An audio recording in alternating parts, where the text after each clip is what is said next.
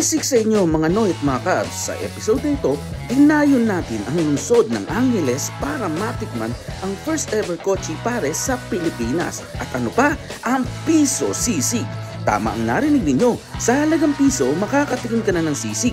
Good news talaga. At syempre, sino pa nga ba ang makakasama natin dito?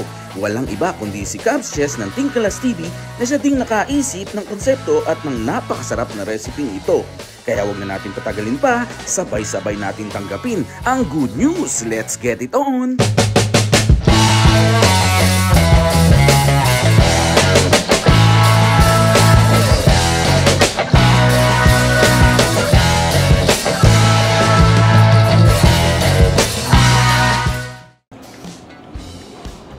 Good day po, welcome sa Good News Pares. Yung mga sinasabi ko, pagka nagpupunta ka sa isang kainan na ganyan babatiin ka agad, ano pa nga ba, mapapa-order ka at nandito tayo ngayon sa Good News Pares at makikita nyo kung anong mga pagkain ang meron dito, no?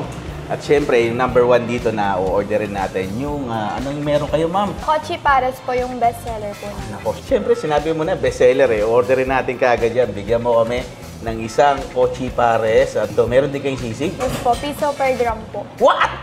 Piso per gram? Narinig nyo ba yun? So dahil sinabi mo yan, bestseller, Kochi Pares, sisig, bigyan mo ako niyang kagad ngayon, mama. Para matikman ko yan. Tara, let's get it on! Tignan nyo naman yan, yung Pares na yan, nilalabas ni mama. Ang pangalan mo nga pala? Jem po. Ito na yung actual serving nyo, no? Yes po. Ng Pares, fried rice, siyempre. At yung sisig, nasa na yung sisig natin? Ayun, nilalabas, So ito, nakita ko po kasi yung 100 grams sa lakas kong kumain, kulang yung 100 grams kaya pinadagdagan ko na, no? Tara na! Meron ako isang kakilala dito na sabi niya na daw magdadala ng kochi. Kilala mo ko sino yun? Hindi. Kilala ko. Kilala mo? Oh, grabe mas maganda isama natin sa mesa. Atid ko muna sa mesa. Bye-bye, Jen. Salamat! At yan na nga, nandito na nga tayo, Angeles City at pababayaan ba natin na dititikman ang talaga nga ng mga kabubukas pa lang nagte-trending na Kochi Pares only first in the Philippines ang tawag nga nila dito, no? Kaya lang ang problema ko, meron lang ako dito ngayon, fried rice, pares, at yung sisig. Ito yung mga bestseller po nila. Nasaan yung Kochi? Hanapin. Eto na! Ayan! Medyo mo naman mawala yan sa mga Noy natin na nanonood. Ayan! Binigyan kita ng kalahati. Kalahati nung buong kutsinilyo. Kinuha na natin buo. Tinanggal ko lang yung ulo dahil alam mo naman, baka dumilaw. Alam mo ayun, sa YouTube. Sa mga hindi nakakalantes, no? Kaya po medyo napapansin nyo, medyo nagbabawas na kami ng mga content about mga lechon-lechon na ano po kasi may violation po yung ulo, no? Ng mga mapapansin nila, minsan may blurred. Tama, no? Anyway, ayan andito tayo ngayon, Jessa. Ikaw na magpakilala to the honor, no? Bagong-bago, mga Cubs na nanonood din dito, Mm. no? Maraming salamat sa mga pumunta na ito po ang Good News Pares by Team Kalas TV. Wow! Located sa Angeles City. Ayun, ano ba ang konsepto nitong Good News Pares? Bakit siya pinangalan ng Good News? Sino ba naman ayaw na something, sa word na something exciting, Yes. positive palagi. Parang kapag nakarinig kang, uy, may good news ako sa'yo. Siyempre, gusto mo marinig, no? No, parang ganun din yung pag-ano namin dito, mga pagkain namin. Parang sasaya ka na lang bigla. Walang Good News Pares, inimbitahan tayo ni Cubs Chess ngayon at mabuhay po kayo. Welcome na naman sa ating taste test na gagawin, no? Titikman natin actually, medyo, ako lang natitigim Matagal na panahon ko na po nga hindi nakakain ng pares, no? Yung mga binablog namin before ni Cubs Chess, inspired din, no? Ito yung inspiration talaga, no? Chess. Pares, lechon, sisig. Mga sisig. Actually, meron tayong original sisig blood. Yan, no? So ito rin yung inspiration, no? Yan din yun. Ganito rin. Naku! Parehas lang din. Naku, miss ko na yun mga Exact. yun, Pati ingredients. Matagal kong dinatikman yan, banatan ko muna to, Chess, yung ating sisig. Ikaw muna kumain, pwede kasi sige. ako naman yan. Dapat ikaw. So, yan may sili. Mapapansin niyo po, Chess, ito yung sisig na original, no? Sisig Kapampangan. Oo, 100%.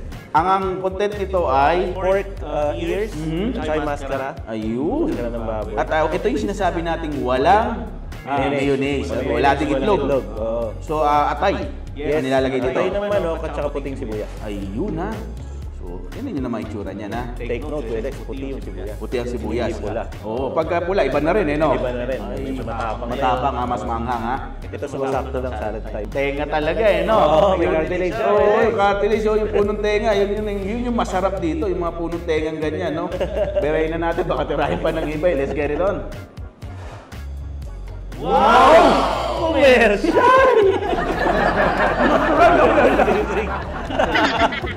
Ano papansin mo, Kuya Dex? More on nasang side siya. Kasi gusto ko ng honest verdict na hindi ako yung... Magiging honest po ako sa inyo. Pagdating ko kanina dito, binigyan kagad ako ng Cubs ng isang tasang ganito. Ayaw, natikman mo na. Tinira ko na kagad siya eh.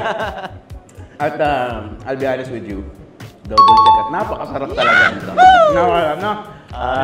Bringing back the nostalgic feeling na ginagawa natin before. Lakas loob ang paggawa ng sisig dito sa akin kasi ito talaga ang home of sisig, ito lugar na to. So kung ikaw isa kang kainan tapos gagawa ka ng sisig, make sure talaga na sasabayan mo din yung ano nila, style nila. Tama. Mahirap na. Ito ang bahay po ng sisig. Sarap. Talaga, no? Naalala ko tuloy yung mga nag-stainless tayo madalas gabi-gabi. Ay, oo.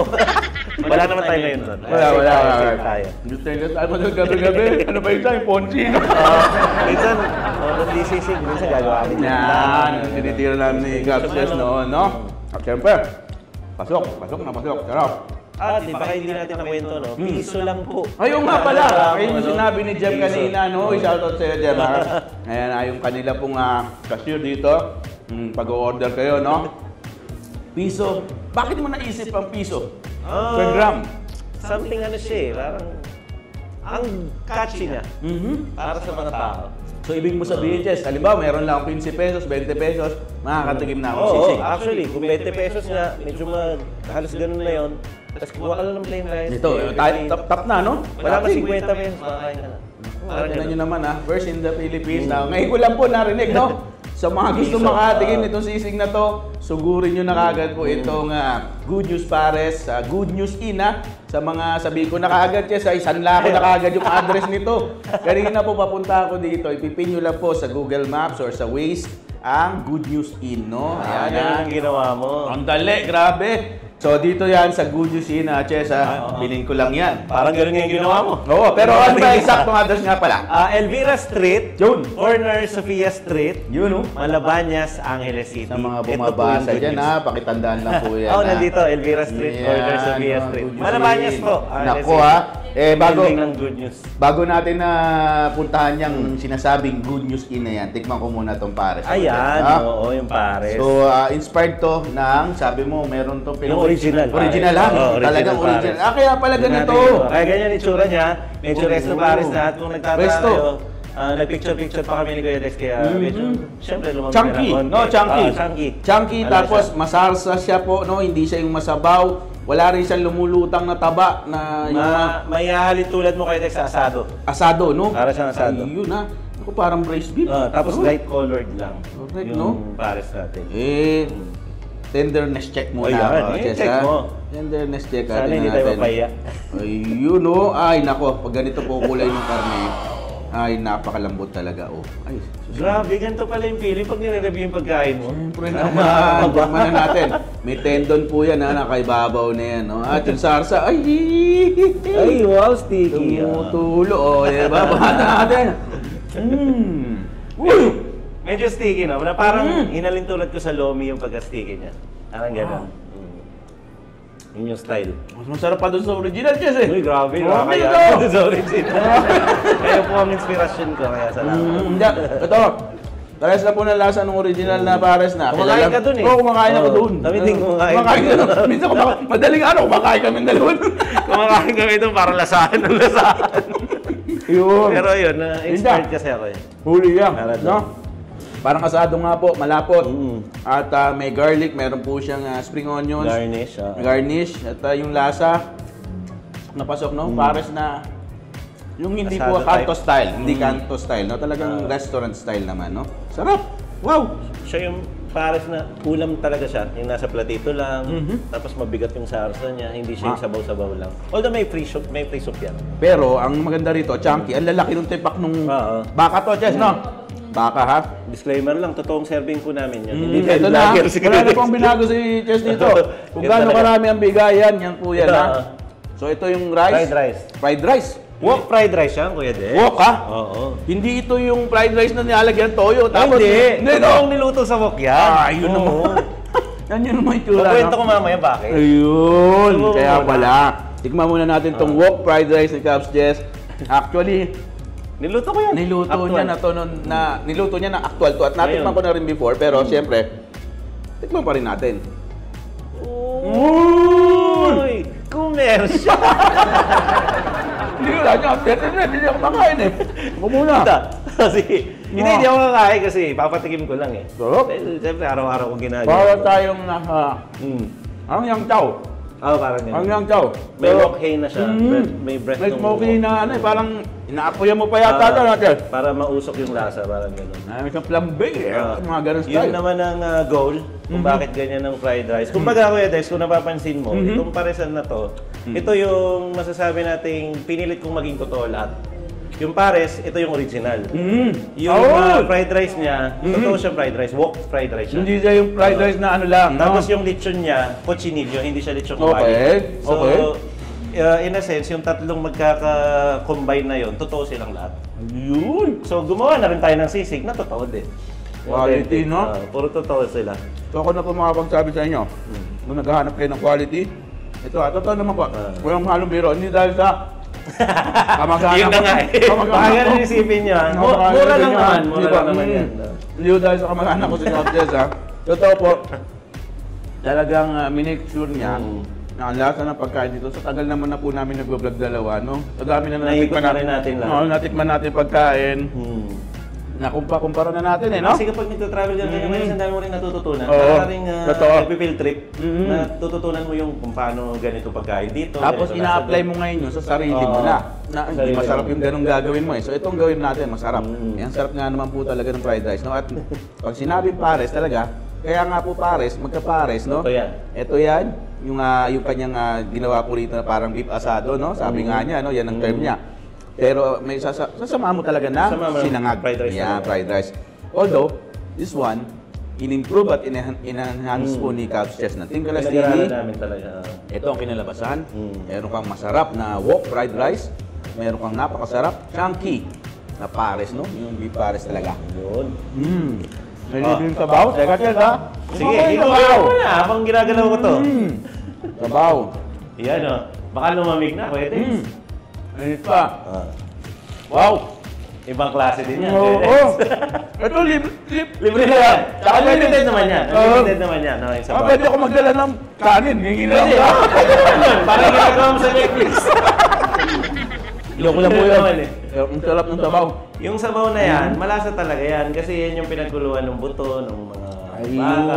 Tapos pag gawa na siya, lalagyan pa yan ng sarsa ng pares. Yan, yung malasa. Kaya malasa Sarap. talaga siya. Tapos unlimited naman siya. Sorry po, binalik-balikan ko na yung sabaw. Ang sarap ng sabaw. Habang ginagawa mo yan, Kuya Dex, ito. Hindi kami normally naglalabas ng ganito. no? Oo. Pero syempre, si Kuya Dex andito, dinayo pa tayo. Kinuha ko na yung kalahati doon sa kusina. Ito Ito yung sinasabi mong kotse pares. Oo. No? Pag kotse pares naman ang orderin mo, Oo. in-order Ano yung mo kasi meron doon? yan, fried rice pares yan. Okay. Kumbaga fried rice lang sa pares. Very straightforward. Pero kapag ang in-order mo yung fried rice pares and cochinillo, syempre dadagdagan natin. Halimbawa, ito, no? Oo, ganyan ang serving. Ganyan, yan.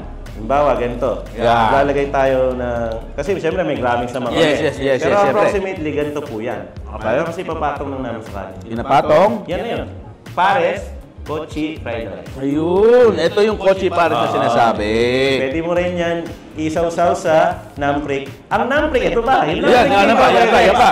Unlimited yan. Ito pwede silang humingi dito Oo. ha, sa usawan. Hindi ko na bibilin. Hindi katulad yung binibenta namin bote-bote. Yan, dito Ayun limited. na. Ito yung namprik ko. Mm. Oh, tikman natin yung mga Cubs at mga Noy dyan, no? Oo, naku. Sabi ko sa'yo, praktisado ako. Nag-training. Tikman natin yung kotse na to. Uy! Lutong. Commercial nga naman. Ang sarap talaga. Di ba? Yan yung kochi. Ano rin ang kotse kasi parang synonymous na siya sa taming kanila. Parang ganun. Pagdating dito sa amin. So, Tsaka, yes, masabi ko sa inyo, grabe po, itong kotse, pag sinabay mo sa Namprek, no? oo. Actually, partner talaga sila. Partner talaga, sobra pong sarap, no? Nagdala si Chess sa bahay talaga kasi natikman ko po yan. So, ito yung backbone ng kotse.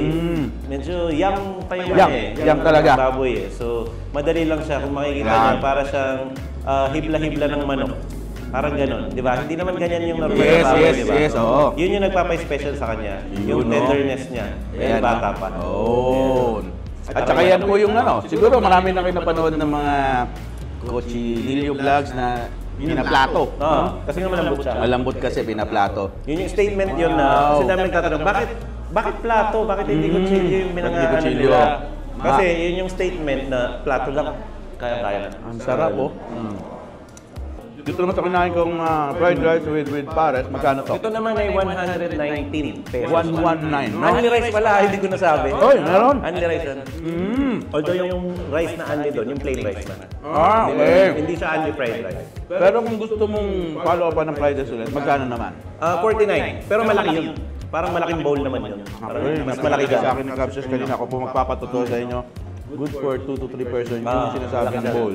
No, ang laki kasi. Punong-puno. 49 Saka ang bigat po nung ano, ng kanin. Solid. Ayun. Good news. Ano pa ang mga aabangan nila dito, Chess? Sa Good News Pares. Sa Good News Pares, hindi lang naman Pares. Sa ngayon kasi Pares pa lang dahil Okay. soft opening kami. Habang nangyayari itong vlog na to, soft opening. Pero kapag na-upload mo na siguro to, baka nakapag-grand opening na kami. Pero sa ngayon, Pares pa lang at saka Cochinillo. Pero nilalabas na nga namin itong ngayon, yung sisig na 1 peso per gram. And hopefully very very soon, no, hindi na magtatagal pa na lagpas ng buwan. Balak namin maglagay ng silog. Kasi makamasa yun eh.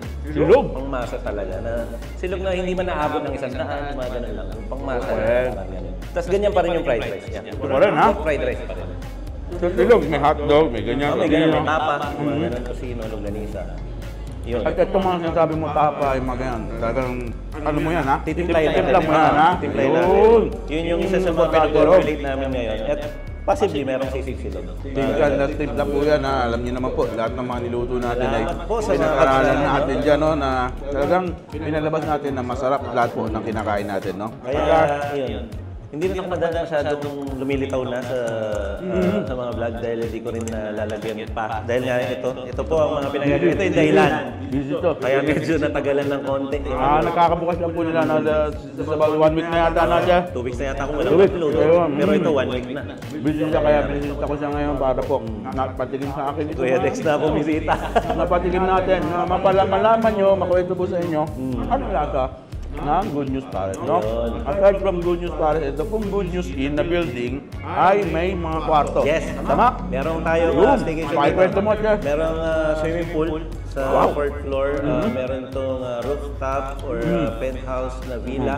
Pwede kayong mag-book doon na a total of 7 na rooms ang meron kami dito for staycation. Then meron spa. Grabe, shameless promotion ng pwede. Wala! Yung buong building actually is good news. Yun. Gusto ko ipaalam sa inyo na talaga kasi ito ay sinusuportahan ko na negosyo. Maraming salamat kay Kuya Dex. Negosyo ni Capsius. Kaya po, siyempre, muli paalam sa inyo, ang mga nanonood sa atin dyan, Noy at Caps natin, baka sakali po, mabisita kayo ang Angeles City. Mag-staycation po kayo. Dahil summer ngayon, ha? Malapit lang to sa sa main gate ng Clark, malapit Ayun. sa SM Clark, malapit sa Walking Street kung familiar kayo doon. Malapit siya sa ano pa malapit dito? Hensonville, mga lugar dito sa Angeles. Diba? And kung mapapansin nyo, no, itong mismong loob at saka labas, tinema natin na YouTube talaga. Tama. Mapapansin nyo, no? Nandiyan yung gold play, nandiyan yung manyaman Genny. Yung gold play button. Sa labas, Kuya Dex, ay meron tayong live na live na YouTube. Ay, kita nyo rin paano binabanatan yung pagluluto, no? Nakikita At sa isa pa nga, talaga nga, natuwa ako dito, Jess. Ito, Sobra. May comment po dun sa labas eh. Napakalamig talaga.